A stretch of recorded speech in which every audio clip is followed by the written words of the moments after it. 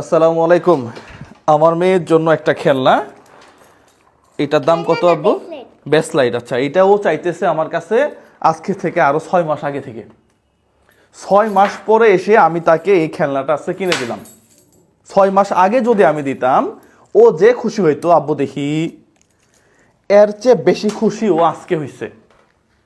আপনি বাচ্চাকে মাঝে মাঝে অভাব বোঝান। বাচ্চাকে যদি আপনি অভাব না বোঝান, এই বাচ্চা একটা সময় গিয়ে বেয়ারা হবে। আমি ওকে চাইলে 6 মাস আগে এটা কিনে দিতে পারতাম। তোমার আজকে ভালো লাগতেছে? ওকে আমি ও হওয়ার পরে আজকে যে খুশি দেখছি, এর চেয়ে বেশি খুশি আমি কখনোই দেখি নাই। জাস্ট শুধুমাত্র 6 মাস অপেক্ষা করার জন্য। বাচ্চার জুতা ছিঁড়ে গেছে, আপনি অপেক্ষা করেন, ওকে বুঝতে দেন, ছেঁড়া জুতা পরে ওকে হাঁটতে দেন। আপনি যদি এটা না করে সঙ্গে সঙ্গে আরেকটা নতুন জুতা কিনে দেন, ও ওই ছেঁড়া জুতার মর্ম বুঝবে না। এটাই বাস্তবতা। বাংলাদেশে ইদানিং বাচ্চা মানুষ নিয়ে একটা প্রতিযোগিতা চলতেছে। আমার কলিগ বলতেছে যে তার ভাইয়ের বাচ্চারে ভর্তি করাইছে 1.5 লক্ষ টাকা দিয়ে, মাসিক বেতন 20,000 টাকা। এই টাইপের একটা বাচ্চা প্লে নার্সারিতে পড়ে, 20,000 টাকা বেতন, ও কি পড়বে? কি পড়া আছে আসলে বলেন তো? ও রাজকীয়তা শিখবে, ও অভাব কি জিনিস শিখবে না। আরে বাংলাদেশে ঢাকা ইউনিভার্সিটি থেকে বের হওয়ার পরে একটা ছেলে 20,000 টাকা বেতনে চাকরি পায় না। তাহলে আপনি একজন শিশু শ্রেণী, নার্সারি, প্লে ছাত্রকে 20,000 টাকা দিয়ে কেন পড়াচ্ছেন? কোথায় পড়াচ্ছেন আপনি? বাংলাদেশের সিস্টেমটা কি? আমার কাছে সত্যি মাঝে মাঝে অবাক লাগে। হ্যাঁ, উন্নত অনেক বিশ্ব আছে যেখানে একজন বাচ্চা পড়াইতে অনেক টাকা লাগে। তাদের সিস্টেম আর আমাদের কান্ট্রি সিস্টেম কি এক? তাদের দেশ আমাদের দেশ কি এক?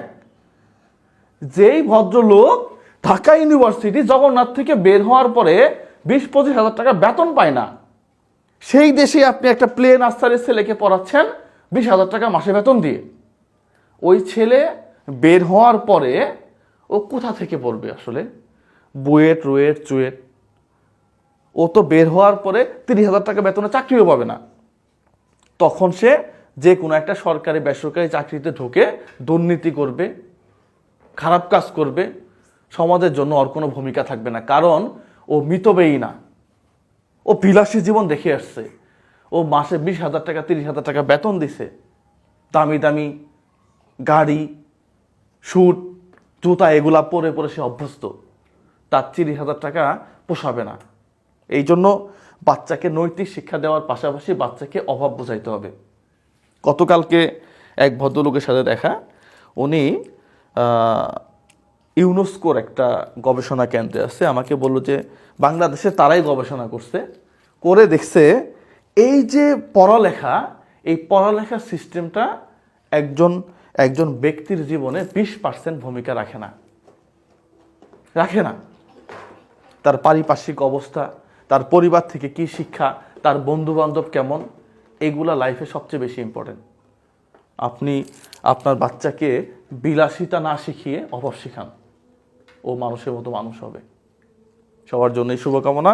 এটা কার? এটা তোমার আজকে। ও খুব খুশি আজকে, মাত্র 6 মাস অপেক্ষা করছে। সত্য কথা, আমি চাইলে এটা 6 মাস আগে কিনে দিতে পারতাম, কিন্তু আমি দেই নাই।